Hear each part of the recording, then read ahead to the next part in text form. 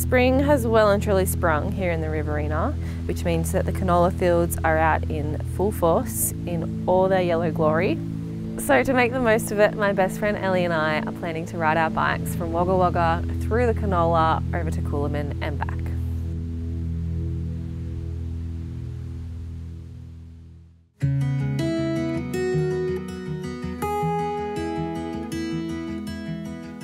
Obviously, every great adventure starts with a coffee, so we began our journey from the Mechanico Espresso and Wine Bar here in Fitzmaurice Street in Wagga Wagga.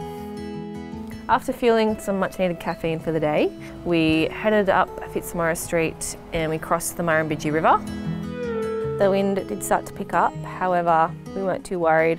Once we saw our first canola field, it was all worthwhile.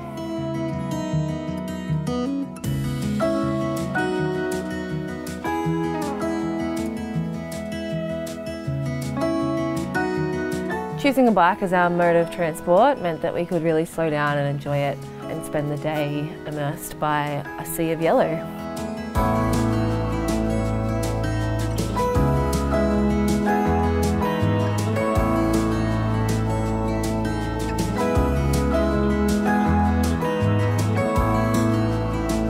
This is a well-deserved lunch. I reckon. I think we're going to sleep as well tonight.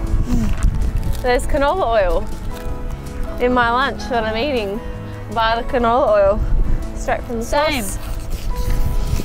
Canola oil. Paddock to plate. It actually made in Australia. Oh, there you go. Yeah.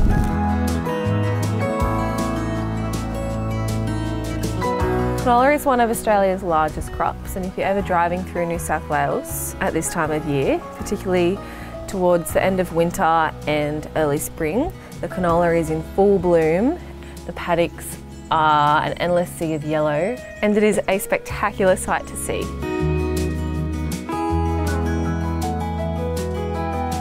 If you are riding through canola farms or driving through them, it's very important to know that they are private property and shouldn't be accessed unless you have permission from the farmer.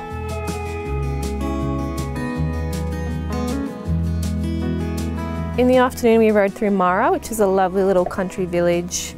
Heading into Coolamon, we rode through a small section of Kindra Park. They had some nice single track, which was a good change from the wide gravel roads earlier in the day. Also nearby is Kindra State Forest, which has even more bike and walking tracks.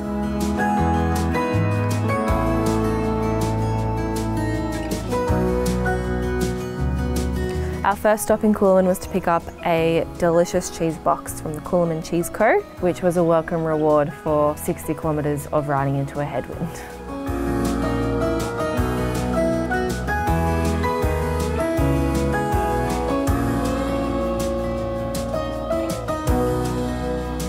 We spent the night at Kew Cottage, which was a lovely place to rest our legs, and it had everything we could have ever asked for a night of comfort.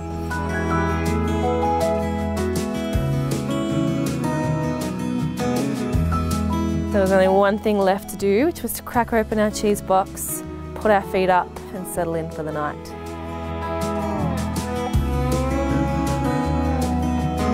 This brie here is actually brand new to their range, and it is wrapped in canola flowers, which makes it very on brand for our day of riding through canola.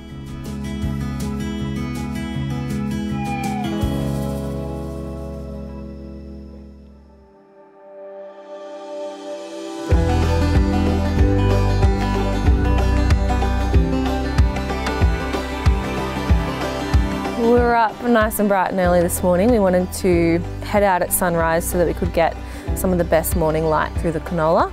It was much less windy on day 2, and we had clear blue skies, which made for a perfect day of riding.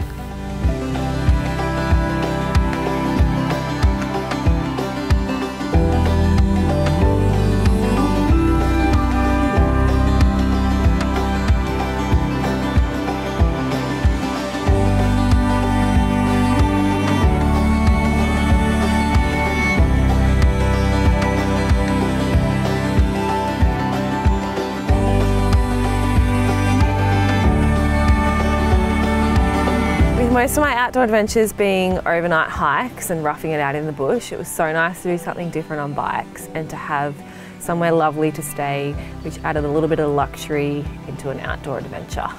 Plus, I really like the idea of going from town to town and being able to resupply. It's definitely a more relaxed way to enjoy the outdoors. So if you're looking for outdoor options in the Riverina, definitely add this trip to your list.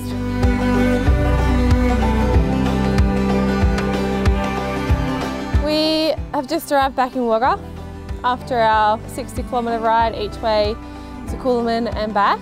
We've had a lovely time riding through the canola. We've had beautiful spring weather. Today has been a glorious day to be out on the bikes. I think after our great efforts riding, we've deserved ourselves a cold drink and a hot lunch. So we're going to stop at the William Farrer on our way back home to Tumut.